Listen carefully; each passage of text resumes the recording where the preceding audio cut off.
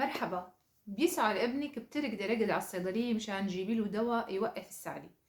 السعلي شعور صعب، وممكن تكون متعبة للطفل وللأهل، ولكن السعلي هي رد فعل طبيعي من الجسم اتجاه مخرش دخل على الطرق التنفسية، عم يعمل مثلا فيروس أو بكتيريا عم تعمل تخريش للأغشية المخاطية، فالجسم بده يخرج هذا الشيء، ويصير في عنا أحيانا إنتاج للقشع مشان سهولة الإخراج لتختلط هاي الفيروسات مع هذا القشع وتخرج أثناء السعال. وممكن وزمي كمان بالطرق التنفسية تعمل سعال مثل حالات الربو. السعلي هي عرض وليست مرض.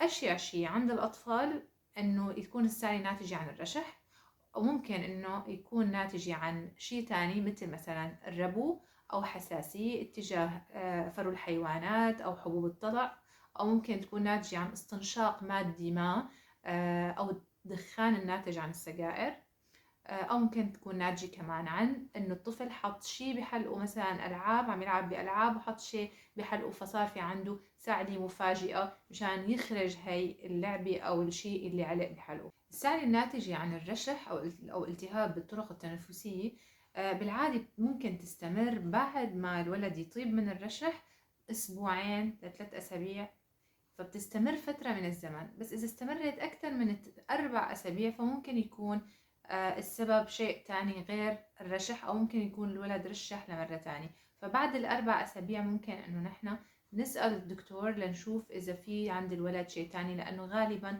في أولاد بيتشكل عندهم أسمة أو الربو خلال إصابتهم بالرشح وبتستمر معهم لبعدين. رح يسألك الدكتور شو صوت السعلي، هل السعلي منتجة للقشع أو جافة؟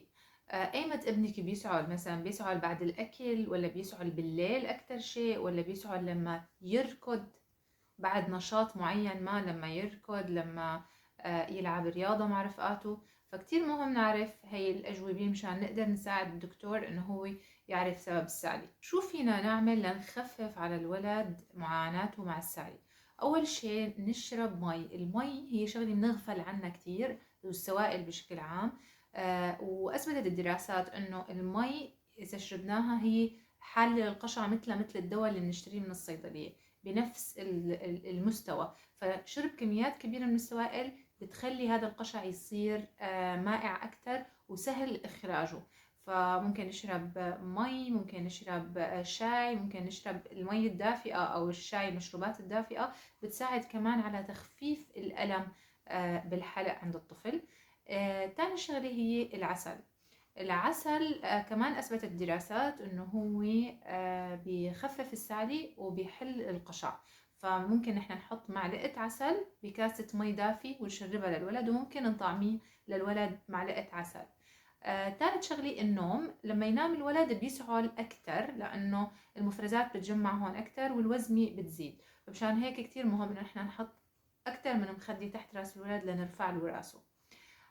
وفي عنا كمان انسداد الأنف بيخلي الولد يتنفس من تمه. هذا الشيء بيخلي جفاف بالحلق أكتر وبيخلي التخريش يزيد.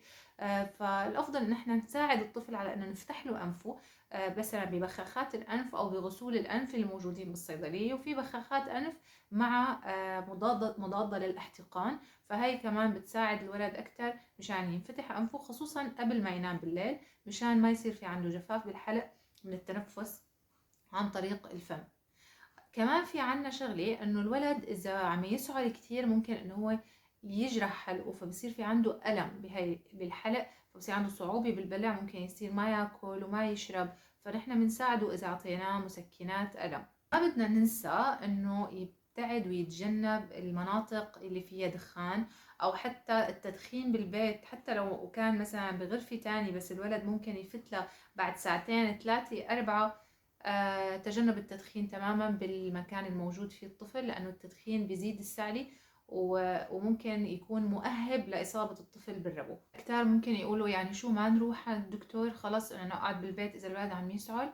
لأنه الشائع إنه الولد مرشح فإيه بنستنى شوي، ولكن في عنا حالات لازم إنه نحن فورا نستشير فيها الطبيب. مثلا إذا صار في عنا حرارة عالية مع سعلي مدة أكثر من 4 أيام، فلازم نحن نشوف شو السبب. إذا كان في عنا سالي مستمرة بعد ما الولد طاب لأكثر من 4 أسابيع كمان لازم نشوف السبب. إذا كان عنا شاكين إنه الولد حاطط شيء بحلقه أو لعبة ما. إذا كان الولد عنده صعوبة بالتنفس، شفايفه مزرقة، أو في عنده صوت لما عم يتنفس صوت صفير، كمان لازم نشوف شو السبب. الدكتور ببعض الأحيان ممكن يوصف أدوية مثبطة للسعلي أو أدوية حالة للقشع، هي الأدوية الموجودة، إذا لقى إنه حالة المريض تستدعي أو إنه بيقدر يعطيها بهيك حالة. في أدوية بدون وصفة موجودة بالصيدلية، هي أدوية السعال، ولكن دراسات كثيرة لقيت إنه هي الأدوية أخذها وعدم أخذها واحد. فمشان هيك طبعا معظمها وليس كلها، مشان هيك شرب الكمية كبيرة من المي والعسل والنصائح اللي قلت لكم عليها دول أثبتت الدراسات إنه هن حيساعدوا لتخفيف معظم أنواع السعلة. ودمتم بصحة وعافية. سلام.